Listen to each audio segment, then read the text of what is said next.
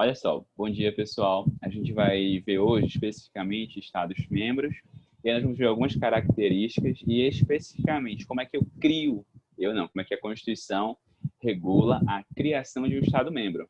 Então a gente vai lembrar lá do episódio lá do Carajás e Tapajós, tá bom? Alguns anos atrás. Eu nem lembro quantos anos atrás isso faz, não. Acho que deve ter uns 10 anos, né, mais ou menos. Deve ter 10 anos.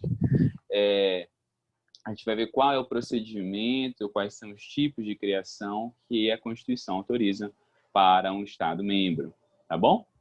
Primeiro, só alguns conceitos que a gente tem que aprofundar. Já citei lá atrás, quando a gente começou o federalismo, mas a gente vai aprofundá-los aqui, tá bom? Gente, o que são Estados-membros? Os Estados-membros são entes federativos que possuem autonomia para governar uma parte do território, a sua parte do território. Então, Estados-membros são estados que exercem a gestão, no sentido mais amplo possível, sobre o seu próprio território. E esse território, a gente vai dizer, é um território parcial. Por que ele é parcial? Porque ele abrange apenas uma parte do território federal. Então, o Brasil é enorme, o território do estado do Pará é uma parte, é uma parcela do território federal. E aí, no território do Pará, quem exerce o controle, quem exerce a administração no sentido mais amplo possível, já vou dizer o que é que significa isso, mas quem exerce essa administração mais ampla possível é um governo local e autônomo. Não é independente, já conversou sobre isso lá atrás, não é? O Estado-membro ele não é independente, ele não pode fazer o que ele quiser. O Estado-membro ele pode administrar, ele pode legislar, ele pode exercer poder de constituição, respeitando normas definidas para o país todo. Então, ele não é independente, não pode sair, não tem direito de secessão, mas ele é autônomo. E eu já vou desenvolver um pouquinho mais sobre isso, tá bom? Então, por isso a gente chama ele de ente parcial. Ele é um ente que exerce controle sobre uma parcela do território. Bem, nosso país é formado por vários Estados-membros e o Distrito Federal, que não é Estado-membro. Tá? O Distrito Federal é o Distrito Federal, ponto. Tá? Existem os Estados-membros mais o Distrito Federal. Professor, quais são as características de um Estado-membro? Bora lá começar? A primeira grande característica, que é o autogoverno, a auto-organização. Cada Estado-membro é um ente federativo que pode autogerir, que pode administrar o seu próprio território. E, de novo, palavrinha-chave, autonomia. O que é que significa autonomia aqui? O governo local, esse governo do Estado, esse governo estadual, ele é escolhido pela própria população. Nós, do território do Estado do Pará, nós, população do território do Estado do Pará, escolhemos e definimos quem é o nosso governo estadual, quem é o governo local. E esse governo estadual, ele governa, redundante, mas é isso mesmo, o governo local governa, ele administra, ele gere esse território de uma forma independente, entre aspas, tá? Independente, entre aspas, do governo nacional. Por que independente, entre aspas? De novo, não é independência, né? Não tem soberania. Mas ele não depende, nesse sentido, independente porque ele não depende do governo nacional.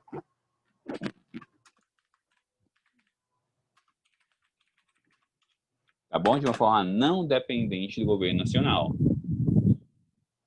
Professor, como assim de forma não dependente? Todo mundo já ouviu aquela história, e no estado tal, sei lá, por exemplo, aqui, às vezes o governo local, o governo estadual, chama de base do governo nacional, ou seja, o governo estadual, ele apoia o governo nacional, mas às vezes o governo local, ele é de oposição ao governo nacional. Então, por exemplo, você tem estados em que o governador e o governo, portanto, estadual, ele é de um partido oposto ao do presidente. Isso afeta o uso dele? Isso afeta o uso no sentido, afeta a administração dele? O que é que vocês me dizem? No sentido jurídico, tá? Não é sentido político. Político provavelmente vai ter dificuldade, mas assim, juridicamente, existe algum problema do governo estadual ser de oposição, ou seja, e não ser um apoiador do governo nacional,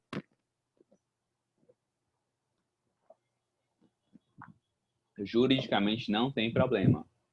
Juridicamente não tem problema, porque em uma federação, os estados membros, eles possuem um governo autônomo, ou governo não subordinado ao governo nacional. Ok, paciência, segue a vida. Vão ter problemas políticos, mas problemas jurídicos não, porque a Constituição ela define as competências de um e do outro, ok?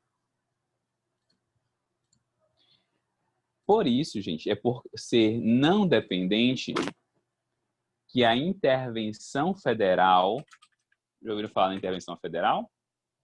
Intervenção federal é quando o governo nacional ele vai lá e intervém, ou seja, ele se mete, ele afasta a autonomia do governo local. Se a regra é a autonomia, então a intervenção federal é a exceção. A intervenção federal é quando o governo nacional vai lá e se mete no governo local. Isso é uma situação excepcional. Por que excepcional? Porque ela não deve ser a regra em um sistema federal. Porque no sistema federal, de novo, existe não subordinação entre as instâncias. Bem, se ela é excepcional, quando é que ela pode ocorrer? Ela só pode ocorrer nas hipóteses taxativamente previstas na Constituição. Taxativamente, gente, quando a gente tem um rol taxativamente previsto, é um rol que está expressamente previsto na lei ou na Constituição. Está explicitamente previsto. Então, a pergunta quando eu tenho uma situação taxativa, existem casos além daqueles? O que vocês me dizem? Quando existe um rol ou existem hipóteses taxativas, existem outras hipóteses além daquelas? Não, não existem. Quando você tem um rol taxativo, aquelas são as únicas hipóteses aceitas. Tá bom? Isso é importante porque o oposto de taxativo é exemplificativo. Quando você tem uma situação exemplificativa, um rol exemplificativo, você tem uma situação na qual, além daquelas indicadas pela lei, podem existir outras, várias outras. O intérprete que vai dizer, a situação que vai dizer. Não é o caso. Como aqui é uma situação de exceção à Constituição, o rol é expresso. Professor, que rol é esse? A gente vai ver lá na frente, mas assim, a Constituição vai dizer situações, por exemplo, quando o Estado-membro, dentro do Estado-membro, um poder está intervindo indevidamente no outro. Então, naquele Estado-membro, no Estado do Maranhão, o governador está intervindo no Tribunal de Justiça. Quebra na balança dos poderes. Pode intervenção federal. Naquele Estado-membro, sei lá, Ceará, está havendo descumprimento de leis federais. Mesma coisa, cara, intervenção federal. Deixa eu ver aqui mais. Outro exemplo. Aqui no Estado do Pará. O Estado do Pará, anos atrás, ele quase passou por uma intervenção federal. Por quê? Porque o governo do Estado, o poder executivo, não estava respeitando as decisões judiciais. Anos atrás, então, isso foi fato notório, inclusive, né? Na época, a governadora era Ana Júlia e o presidente do Supremo era o ministro Gilmar Mendes. E aí, vários jornais reportaram isso, que o presidente do Supremo, o ministro Gilmar Mendes, disse que se o governo do Estado não voltasse a cumprir as decisões judiciais, ele iria solicitar intervenção no Estado, intervenção federal no Estado. Então, isso é uma situação porque quando você tem uma desarmonia entre os poderes, tá bom? Mas isso é uma situação completamente excepcional. Outra, que foi o caso de Roraima e do Rio de Janeiro, é quando você tem uma situação de grave desordem social. Então, o governo do Estado aí não está dando conta de resolver uma situação de desordem naquele Estado. Então, aí cabe intervenção federal. A gente vai ver as hipóteses, tá? Mas o que eu quero dizer é o seguinte: são hipóteses que não são hipóteses tão fechadas, mas são hipóteses taxativas, tá bom? Estão listadas na Constituição. Autogoverno. Segundo, autoconstituição. O que significa autoconstituição? Vou até esconder aqui, para vocês não colarem. A autoconstituição significa que cada Estado-membro tem o poder de criar a sua própria Constituição, uma Constituição estadual. Então, tem a Constituição Federal, mas dentro daquele território haverá uma Constituição estadual, que vai trazer regras de organização dos poderes, pode trazer direitos fundamentais, tudo dentro daquele território. Como é que a gente chama? Olha só, revisão de Constitucional 1. Como é que a gente chama, gente, o poder constituinte encarregado de elaborar essa Constituição? Vocês lembram? Como eu chamo o poder constituinte encarregado de elaborar a Constituição estadual?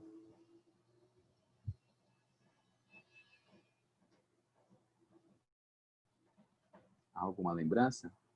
Vaga. Ali no fundo da memória de Constitucional 1.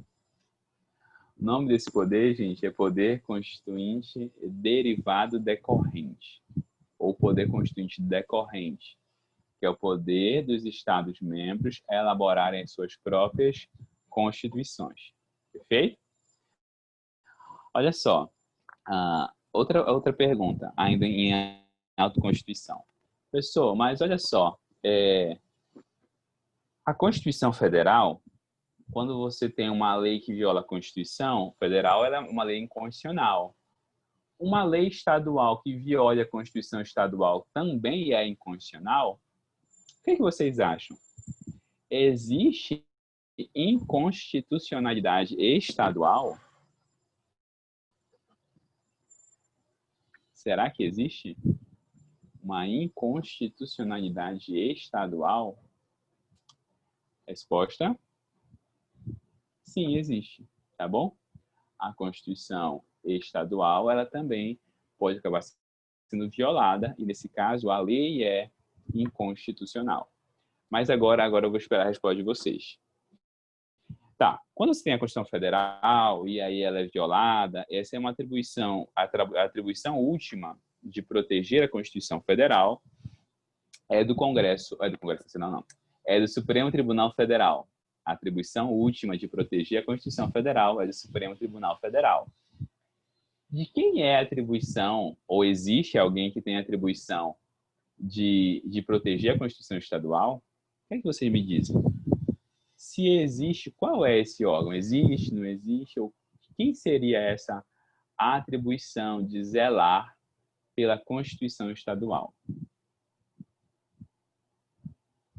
Algum palpite? O que vocês me diriam?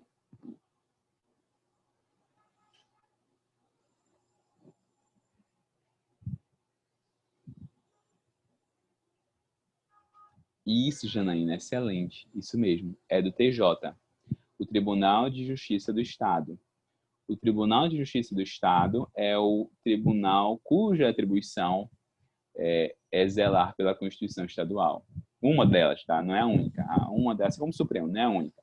Mas uma das suas atribuições é zelar pela Constituição. O Supremo, Constituição Federal, o TJ, Constituição Estadual. A gente diz assim, o TJ, o Tribunal de Justiça Estadual está para a Constituição Estadual, assim como o Supremo Tribunal Federal está para a Constituição Federal. Olha só, repetindo. O Tribunal de Justiça do Estado está para a Constituição Estadual, assim como o Supremo Tribunal Federal está para a Constituição Federal. Ok? Ele faz as mesmas atribuições, claro, guardadas as proporções. A gente tem uma expressão na economia que é mutatis mutandis. Mudando o que deve ser mudado, a semelhança no caso. A semelhança entre os casos, claro, guardadas as proporções. Então, olha só, gente. Segundo a autoconstituição, cada ente estadual tem o poder de elaborar a sua própria Constituição. O nome disso é poder constituinte derivado decorrente, a qual servirá de forma máxima naquele Estado. Então, de norma máxima dentro do ordenamento jurídico estadual. Existe ordenamento jurídico estadual? Existe, gente. Existem leis estaduais, Constituição estadual, normas estaduais, ordenamento jurídico estadual. Existe sim. Agora, claro, essa Constituição e essas leis devem estar de acordo com a Constituição Federal. Lembrem, o Estado-membro não é independente, ele é autônomo, então ele segue regras. Assim, uma lei estadual que viole essa Constituição estadual será uma lei inconstitucional. E quem faz essa análise de constitucionalidade será feita pelo Tribunal de Justiça do Estado. Claro até aqui? Claro esse conceito para vocês? Sim? Beleza. Autolegislação. Gente, cada Estado-membro tem a competência para editar as suas próprias leis. Em quais casos? A gente viu ontem. Um desses casos nós vimos ontem, na aula retrasada e na aula de ontem. Primeiro, quando é que o Estado legisla? Primeiro, quando nós temos a situação de competência concorrente. Não é verdade? Na competência concorrente, a União legisla e os Estados também legislam. Então, nesse caso, o que é que tem que fazer? Respeitar as normas gerais da União. Vimos isso ontem. Lembram? Tudo certo até aqui? Os Estados-membros legislam naquilo que for competência concorrente deles com a União. Eles editam normas. Como é que eu chamo as normas que o Estado edita, nesse caso? No caso de competência concorrente, como eu chamo as normas que o Estado-membro edita?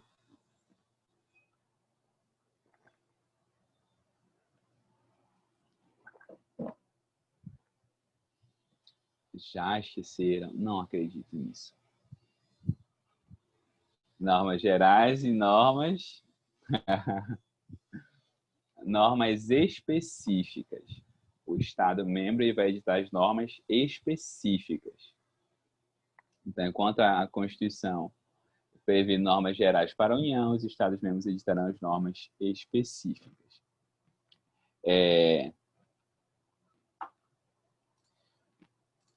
Além disso, gente, a competência residual é dos Estados-membros. O que é competência residual? Tudo aquilo que não for dado à União será dos Estados-membros. Tudo aquilo que não for dado à União é dos Estados-membros. É como se o Estado, pessoal, a gente brinca, é como se o Estado fosse a viúva. O que sobra fica para a viúva, né? Então, o que sobrou das competências é dos Estados. Aquilo que não for competência privativa da União e aquilo que não for competência concorrente entre União e Estados é competência residual dos Estados-membros, ou seja, é dele, é atribuição dele. Já, professor, mas sobrou nada. A gente viu uma lista enorme, sem fim, de tudo que era da União, ou exclusiva ou privativamente, ou de forma conjunta. De fato. Mas a gente comentou já isso, né? No Brasil, a gente tem o federalismo capenga, que é um federalismo que, na prática, sobrou muito pouco para o Estado. Mas, enfim, a questão é, o que não for da União e dos Estados, o que não for apenas da União ou for concorrente, será dos Estados. É isso que diz o artigo 25, gente. Só aqui, bora lá. Artigo 25 da Constituição. Cadê? 25. Só para a gente ler e ter isso em mente.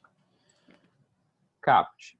Os Estados organizam-se e regem-se pelas constituições, cada Estado tem sua própria Constituição, constituições que adotarem, e pelas suas próprias leis, as leis que eles criarem.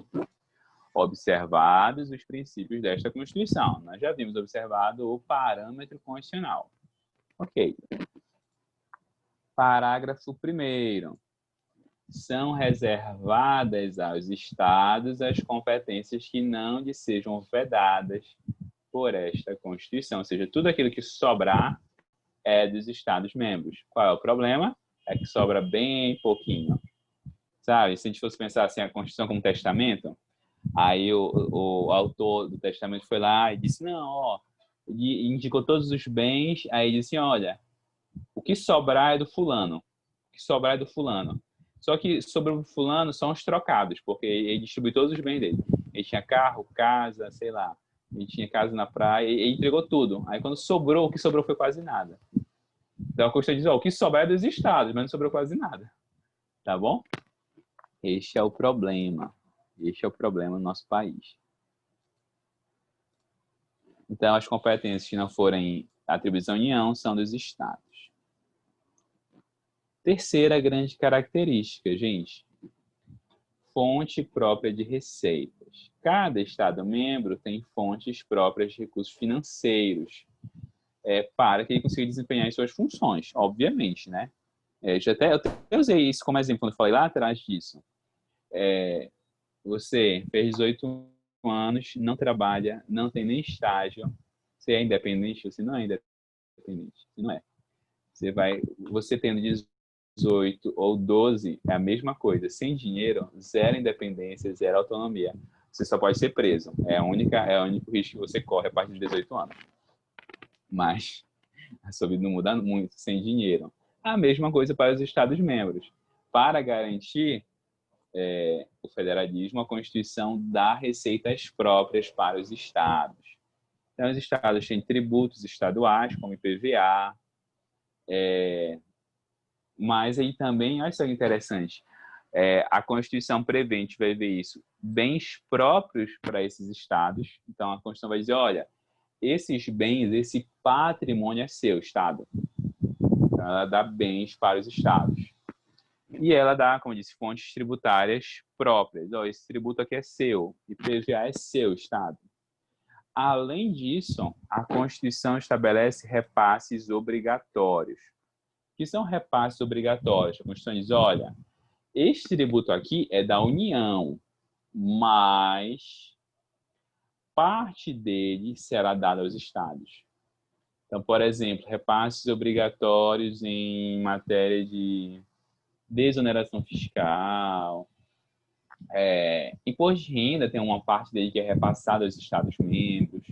Então, a Constituição prevê, olha, ainda que esse tributo seja da União, parte dele vai para os estados. O ITR, não, o ITR é do município, não é repasse obrigatório dos estados. Mas o imposto de renda tem repasse obrigatório para os estados. Tudo isso para assegurar fonte própria de receitas. Tudo certo até aqui? Ninguém está perdido? Não? Bora lá para a Constituição, voltando ainda no artigo 25. A Constituição diz no parágrafo 1º do artigo 25 que o que sobrar é dos estados, mas ela vai lá e lista duas competências para os estados. E olha, em todo caso, para que não haja dúvida, duas competências são dos estados. Quais são elas? Primeiro, competência para explorar o serviço de gás canalizado. Diz assim o parágrafo 2º do artigo 25. Cabe aos estados explorar diretamente ou mediante concessão, ou ele tem uma empresa estatal que faz isso, ou ele passa aos particulares, os serviços locais de gás canalizado na forma da lei, não podendo ser editada medida provisória, tá? Serviços de gás canalizado naqueles estados em que houver, nem todos têm, mas naqueles que houver, são atribuição do Estado-membro. Pará não tem gás canalizado. Só aqui não tem. Tem prédio, tem condomínio que tem, mas assim, não é um serviço estatal, tá bom? Não é um serviço que atenda não atenda o público em geral. Ele existe dentro de propriedades privadas, como condomínios, por aí vai, tá bom? Então, só para ficar claro. Isso aqui é competência indicada pela Constituição. Além disso, gente, os estados poderão, mediante lei complementar, instituir agrupamentos de municípios, como regiões metropolitanas, aglomerações urbanas e microrregiões, que serão constituídas por agrupamentos de municípios limítrofes para integrar a organização, planejamento e execução de funções públicas de interesse comum. Essa competência antes, a de regiões metropolitanas, pelo menos, era federal. Aí a Constituição, não, isso aqui vai passar para os estados. Cada estado organiza a sua própria região, as suas próprias, seus próprios agrupamentos de municípios, como, por exemplo, região metropolitana. Então, o que é uma região metropolitana, gente? Uma região metropolitana são municípios limítrofes. A aula de geografia, olha só, não sei nem de que série é. O que é uma região metropolitana? São municípios limítrofes com continuidade urbana. O que quer dizer continuidade urbana? É que o núcleo urbano dos municípios ele é contíguo. Ele termina um, começa outro. Existe região metropolitana em Belém? Existe. Belém não, no Pará, né? A de Belém. Então, Belém, Ananindeua, Marituba, Benevides, Santa Bárbara. Há uma continuidade urbana, ou seja, o núcleo urbano de um município ele continua no outro, crescendo aí pela BR, tá? Além disso, existem micro-regiões, que são municípios e aglomerações urbanas, né? Aglomerações urbanas e micro-regiões, que são cidades que têm limites, que fazem limite umas com as outras, mas não são regiões metropolitanas, só que elas têm problemas em comum. Então, aqui a questão é pelos problemas. Elas têm problemas próximos. Então, por exemplo, aqui no Pará a gente tem as micro-regiões de municípios, lá no Salgado, região de Marabá, enfim, existem várias micro-regiões de municípios que têm problemas em comum. Ok?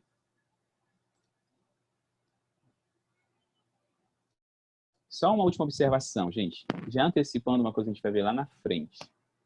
A lei, a Constituição, melhor dizendo, ela faz duas referências à lei. Ora, ela vai falar assim, ó, na forma da lei, ponto, seco, pá. Às vezes, ela diz assim, na forma ou mediante lei complementar. Tem diferença? Tem. A gente vai ver lá na frente as espécies normativas, mas eu quero que vocês fixem o seguinte. Quando ela diz lei, ponto, ela está falando lei ordinária. A lei ordinária, gente, ela é mais simples de ser feita. Tá bom? Lei ordinária. A lei complementar, não. Ela é um pouco mais difícil. Por quê? Porque o quórum dela é de maioria absoluta dos membros do legislativo. Enquanto a lei ordinária baixa a maioria relativa, baixa a maioria dos presentes, no caso da lei complementar, você precisa da maioria absoluta dos membros. É um pouquinho mais difícil. Então, a Constituição diz, quando ela disser só lei, venha somente lei ordinária. Quando ela disser mediante lei complementar, aí sim nós temos uma lei específica, que é a lei que vai exigir esse quórum de maioria absoluta, tá bom? Essa instituição de regiões metropolitanas vai ser por meio de lei complementar. Então, especificamente, a Constituição indicou as seguintes competências para os Estados-membros, além das residuais: prestação de serviços de gás encanado e organização territorial de municípios. Que exemplo é a instituição de região metropolitana. Claro até aqui, gente? Sim? Beleza. Vamos fazer uma pausa de 10 minutinhos e a gente já volta, tá bom?